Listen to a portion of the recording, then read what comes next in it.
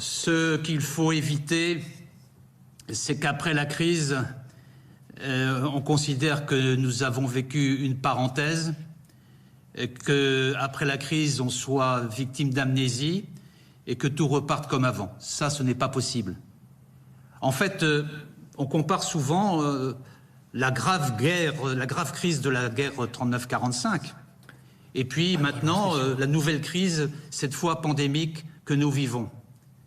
Après la guerre de 1939-1945, les États ont décidé de s'unir, de créer des outils pour éviter un nouveau conflit mondial. C'est à ce moment-là qu'on a créé les Nations Unies.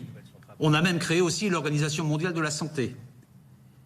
C'est à ce moment-là qu'on a lancé ce mot de multilatéralisme. Les États qui se mettent ensemble pour un ordre mondial. Et on a un peu oublié cette période. Et ces outils-là se sont dégradés au cours des dernières années. Et je pense que cette pandémie doit permettre un sursaut, doit permettre de revisiter, de refonder la relation que les États ont entre eux face à de nouveaux dangers, de nouvelles menaces, de nouveaux enjeux, de nouveaux défis, que sont ce qu'on appelle les biens publics mondiaux, au cœur desquels il y a la santé et le climat. Et si la communauté internationale, comme l'on dit, ne prend pas en considération cette nouvelle donne, alors oui, elle aura raté cette période et on n'aura pas tiré les leçons de cette pandémie.